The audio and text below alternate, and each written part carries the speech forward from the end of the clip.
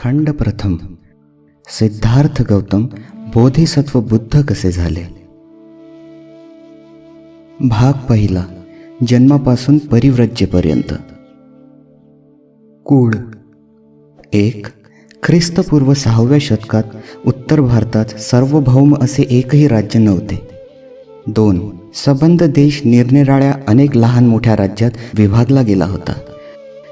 त्यापैकी काही राज्यांवर एका राजाची सत्ता होती तर काहींवर एका राजाची सत्ता नव्हती. राजाची सत्ता असलेली राज्ये संख्येने एकूण 16 होती. त्यांची नावे अंग, मगध, काशी, कोशल, वज्री, मल्ल, चेदी, वत्स, कुरु, पांचाळ, मत्स्य, सौर्यसेन, अश्मक, अवंती, गांधार आणि कंबोज ही होत. आणि ज्या राज्यांवर राजाची अधिसत्ता नव्हती ती ही होत. कपिलवस्तूचे शाक्य, पावा व कुशीनारा येथील मल्ल, वैशालीचे लिच्छवी, मिथिलेचे विदेह, रामग्रामाचे कोलीय, अल्लकपचे बळी, रेसपुत्तचे कलिंग, पिप्पलवनाचे मौर्य आणि ज्यांची राजधानी सिसुमारगिरी होती ते भग्ग. ज्या राज्यांवर राजाची सत्ता होती त्या राज्यांना जनपद असे म्हणत आणि ज्या राज्यांवर राजाची सत्ता नव्हती त्या राज्यांना संघ किंवा गणराज्य असे म्हणत असत. कपिलवस्तू येथील शाख्यांच्या शासन पद्धतीविषयी विशेष अशी माहिती मिळत नाही. या राज्यांची शासन व्यवस्था प्रजासत्ताक होती की त्यावर काही विशिष्ट लोकांची सत्ता होती हेही देखील समजत नाही. तथापि हे मात्र निश्चित की शाक्यांच्या गणतंत्र राज्यात अनेक राजवंश होते व ते आळीपाळीने राजसत्ता चालवित होते. अशा प्रकारे राजसत्ता चालवणाऱ्या राजघराण्याच्या प्रमुखाला राजा अशी संज्ञा होती. सिद्धार्थ गौतमाच्या जन्माच्या वेळी राजपद धारण करण्याची पाळी शुद्धोधनाची होती. शाक्यांचे राज्य भारताच्या ईशान्य कोपऱ्यात बसलेले होते. ते एक स्वतंत्र राज्य होते. परंतु कालांतराने कोशल देशाच्या राजाने शाक्यांवर आपले अधिपत्य प्रस्थापित करण्यात यश मिळवले. कोशलाधिपतीच्या अधिसत्तेमुळे शाक्यांना कोशल राजाच्या अनुज्ञेखेरीज आपल्या सत्तेचे काही अधिकार वापरणे शक्य झाले होते. तत्कालीन राज्यात कोशल राज्य हे एक सामर्थ्यशाली राज्य होते. मगधाचेही राज्य तसेच प्रबळ होते. कोशल देशाचा राजा पसेनदी म्हणजेच प्रसेनजित व मगध देशाचा राजा बिंबिसार हे सिद्धार्थ गौतमाचे समकालीन होते. 2. पूर्वज. शाक्यांच्या राजधानीचे नाव कपिलवस्तू हे होते. कदाचित हे नाव थोर बुद्धिवादी तत्ववेत्ता कपिलमुनी ह्यांच्या नावावरून पडलेले असावे. कपिलवस्तूमध्ये जयसेन नावाचा एक शाक्य राहत असे. सिन्हू म्हणजेच सिंहहनू ह्या नावाचा त्याला एक मुलगा होता. सिंहहनूचा विवाह कच्चनाशी झाला होता. त्याला शुद्धोदन, धौतोदन, शुक्लोदन, शाक्योदन व अभिदोदन असे 5 पुत्र होते. ह्या 5 पुत्रांशिवाय सिंहहनूला अमिता व प्रमिता ह्या नावांच्या 2 कन्याही होत्या. त्यांच्या कुटुंबाचे गोत्र आदित्य होते. शुद्धोदनाचा विवाह महामायेशी झाला होता. तिच्या पित्याचे नाव अंजन व आईचे नाव सुलक्षणा असे होते. अंजन हा कोलीय वंशातील होता. तो देवदह नावाच्या गावी राहत होता. शुद्धोदन हा एक मोठा योद्धा होता.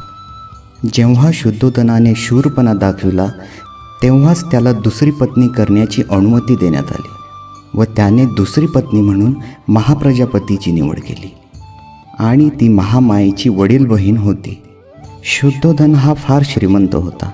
त्याच्या मालकीची भूमी विस्तृत होती. त्याचे पुष्कळ नोकर चाकर होते. असे म्हणतात की त्याच्या मालकीची जमीन नांगरण्यासाठी 1000 नांगर चालत असत. तो ऐशा आरामात राहत होता आणि त्याचे बरेच महाल होते. 3. जन्म.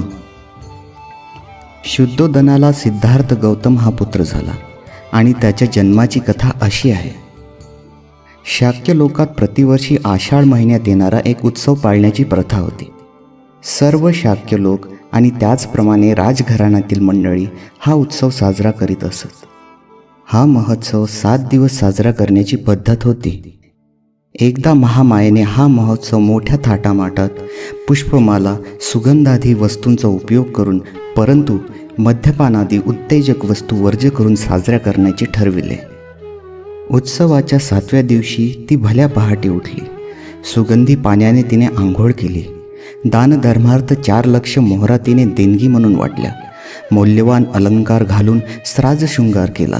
आवडीच्या पदार्थांचे सेवन केले व व्रतचारण करून निद्रेसाठी कलात्मकतेने सजवलेल्या शयन मंदिरात ती गेली. त्या रात्री शुद्धोधन आणि महामाया यांचा एकांत होऊन महामायेला गर्भसंभव झाला. पलंगावर पहुडली असताना ती तशीच झोपी गेली. निद्राधीन असताना तिला एक स्वप्न पडले.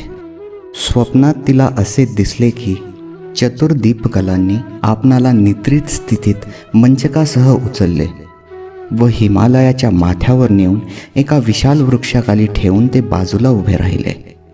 नंतर चतुर दीपकलांच्या स्त्रिया तिच्या जवळ आल्या व त्यांनी तिला मानसरोवराकडे नेले.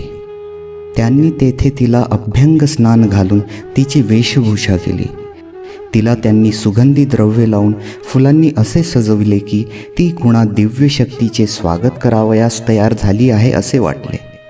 तितक्यात सुमेध नावाचा एक बोधिसत्व तिच्याकडे प्रकट झाला व तिला म्हणाला, मी माझा शेवटचा जन्म पृथ्वीवर घेण्याचे ठरविले आहे. तू माझी माता होण्यास कबूल होशील का? तिने उत्तर दिले, मोठ्या आनंदाने. आणि त्या क्षणी महामायेला जाग आली. दुसरे दिवशी सकाळी महामायेने आपले स्वप्न शुद्धोधनास सांगितले. त्या स्वप्नाचा अर्थबोध न झाल्यामुळे शुद्धोधनाने स्वप्नविद्येत पारंगत असलेल्या सुप्रसिद्ध अशा 8 ब्राह्मणांना बोलावून घेतले. त्यांची नावे राम, धन, लखण, मंती, यन्न, सुयाम, भोग व सुदत्त अशी होती. शुद्धोधनाने त्यांच्या स्वागताची यथायोग्य तयारी केली. त्याने सेवकांकडून जमिनीवर फुलांचे सडे घालून त्या ब्राह्मणांसाठी उच्चासने मांडली. त्याने त्या ब्राह्मणांची पात्रे सोन्या चांदीने भरून धृत मधुयुक्त व साखर मिश्रित दूध भाताचे सुग्रज जेवण देऊन त्यांना संतुष्ट केले. ह्याशिवाय त्यांना नवी वस्त्रे, गायी इत्यादींचे दान दिले. ब्राह्मण संतुष्ट झाल्यावर शुद्धोधनाने महामायेला पडलेले स्वप्न त्यांना सांगितले आणि तो म्हणाला, या स्वप्नाचा अर्थ मला सांगा. राजा, चिंता करू नकोस. ब्राह्मण म्हणाले, तुला एक असा पुत्र होईल की जर तो संसारात राहिला तर तो सार्वभौम सम्राट होईल, पण संसार त्याग करून जर तो संन्यासी झाला तर तो विश्वातील अज्ञान आणि अंधकार नाहीसा करणारा भगवान बुद्ध होईल. पात्रांतील तेलाप्रमाणे महामायेने 10 महिने बोधिसत्वाला आपल्या गर्भात धारण केले. तिचा प्रसूतिकाल जवळ येऊ लागताच प्रसूतीसाठी आपल्या माहेरी जाण्याची तिने इच्छा व्यक्त केली. आपल्या पतीला ती म्हणाली, माझ्या पित्याच्या देवदह नगरीला मी जाऊ इच्छिते. तुझ्या इच्छेप्रमाणे होईल. राजाने उत्तर दिले. सोन्याच्या पालखीत बसवून शुद्धोधनाने मोठ्या लव्याजम्यासहित तिला तिच्या पित्याच्या घरी पाठविले. देवदहला जात असताना मार्गात फुलांनी बहरलेल्या तसेच पुष्पविरहित अशा वृक्षांच्या आल्हाददायक गर्द वनराईतून महामायेला जावे लागणार होते. तेच लुंबिनी हे वन होय. लुंबिनी वनातून पालखी नेली जात असताना ते वन स्वर्गीय अशा चित्रलता वनाप्रमाणे किंवा एखाद्या महाप्रतापी राजाच्या स्वागतासाठी सुशोभित केलेल्या मंडपासारखे भासत होते. बुंध्यापासून फांद्यांच्या शेंड्यांपर्यंत तेथील वृक्ष फुलफळांनी ओथंबलेले होते. त्यावर नाना प्रकारचे असंख्य भ्रमर चित्रविचित्र आवाजात गुंजारव करीत होते आणि निरनिराळ्या प्रकारचे पक्षीगण मंजूळ स्वरलाप काढीत होते. तेथील ते मनोरम्य दृश्य पाहून महामायेच्या मनात तेथे थांबून काही काळ क्रीडाविहार करण्याची इच्छा उत्पन्न झाली. म्हणून तिने पालखी वाहणाऱ्या सेवकास आपली पालखी शाल वृक्षाच्या कुंजात नेऊन उतरविण्यास व तेथे उभे राहण्यास सांगितले. महामाया पालखीतून उतरली व तेथील एका सुंदरशा शाल वृक्षाच्या बुंद्याशी चालत गेली. त्या शाल वृक्षाच्या फांद्या वाऱ्याच्या झुळकीने वर खाली हेलावत असलेल्या पाहून महामायेला त्यापैकी एक फांदी हाताने धरावी असे वाटले. सुदैवाने एक फांदी सहजगत्या तिला धरता येईल एवढी खाली आली. इतक्यात ती आपल्या पायाच्या चवड्यावर उभी राहिली व तिने ती फांदी हाताने धरली. तेवढ्यातच ती फांदी वर गेल्यामुळे झटक्याने महामाया वर उचलली गेली आणि अशा प्रकारे हल्ल्यामुळे तिला प्रसूतीच्या वेदना होऊ लागल्या. शाल वृक्षाची फांदी हातात धरली असताना उभ्यानेच तिने मुलाला जन्म दिला. त्या मुलाचा जन्म ख्रिस्तपूर्व 563 वर्षी वैशाखी पौर्णिमेला झाला. शुद्धोधन व महामाया यांचा विवाह होऊन पुष्कळ वर्षे झाली होती, परंतु त्यांच्या पोटी संतान काही नव्हते आणि म्हणूनच पुत्रप्राप्ती झाली. तेव्हा शुद्धोधनाने व त्याच्या परिवाराने आणि सर्व शाक्यांनी पुत्रजन्मांचा तो उत्सव मोठ्या हर्षोल्लासाने थाटामाटात साजरा केला.